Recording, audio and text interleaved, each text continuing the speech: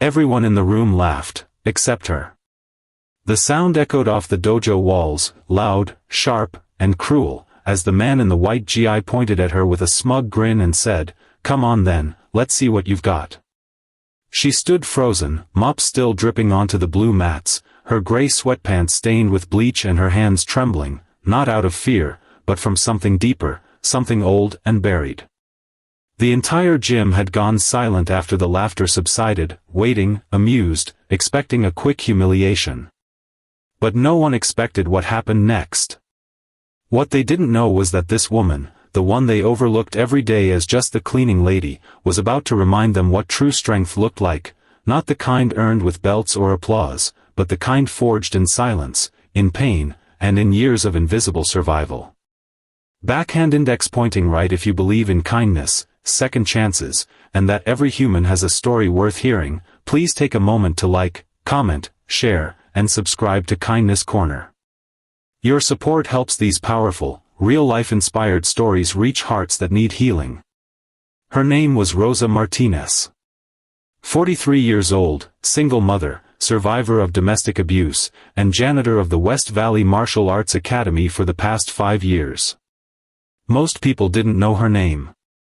She arrived every morning before sunrise and left after sunset, her days defined by the scent of disinfectant and the squeak of a mop. She moved quietly, cleaning up the sweat, dust, and ego left behind by the students who trained on the mats she scrubbed. No one really saw her. No one asked why her left hand was always slightly stiff, why she wore long sleeves even in summer, or why she sometimes paused outside the training rooms just to watch.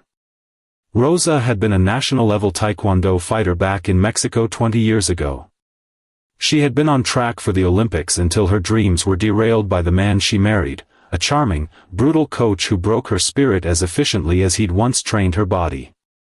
After years of suffering, she escaped with her young son, Daniel, and fled to the United States with nothing but 2 backpacks and the memory of a girl who once knew how to fly across a mat.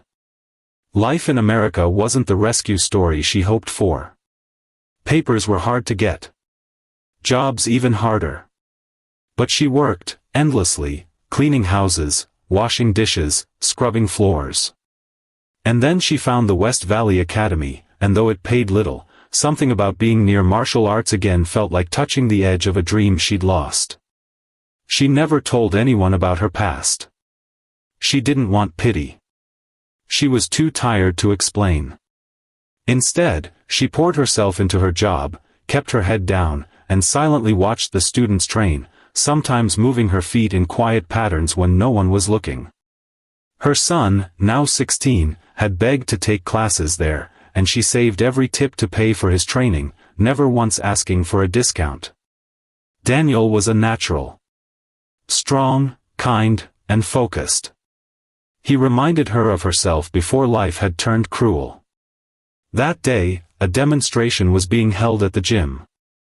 Parents, instructors, and advanced students gathered. Rosa, as usual, was cleaning in the background. No one paid her any mind. She wiped the glass doors, picked up discarded water bottles, and stayed clear of the cameras.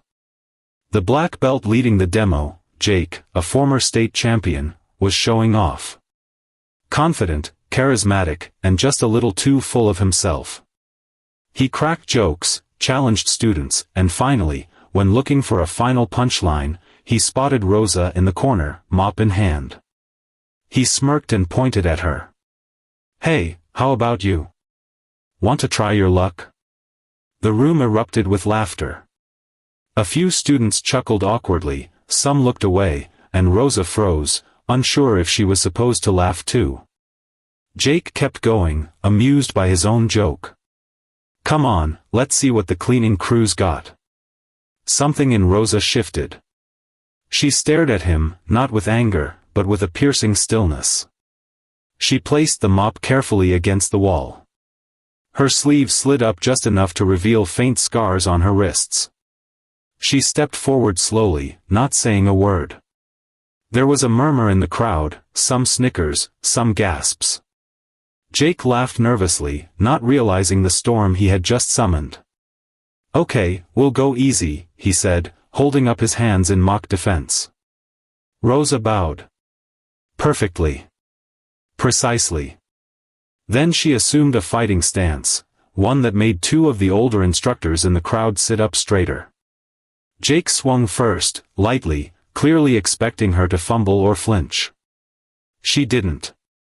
She blocked it effortlessly, her body moving like water, fluid, deliberate, dangerous. Then came the second strike, faster, sharper.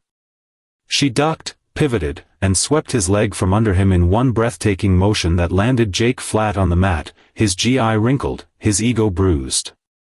The room went dead silent. Jake looked up at her, stunned. Rosa reached out a hand to help him up. He took it, dazed, and when he stood, he bowed low this time, real respect in his eyes.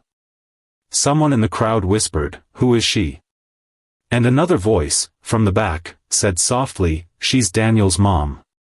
The silence broke into applause, not the kind you give after a flashy trick, but the kind that comes from realizing you've just witnessed something real, something humbling.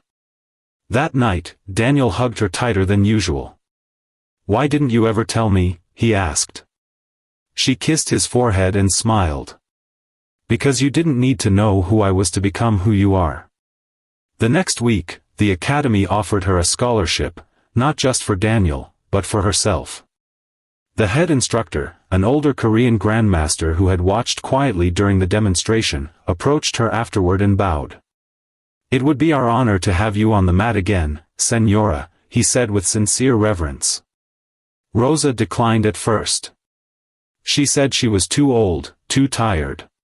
But Daniel looked at her, eyes shining, and whispered, "Please. Just once. For you." So she did.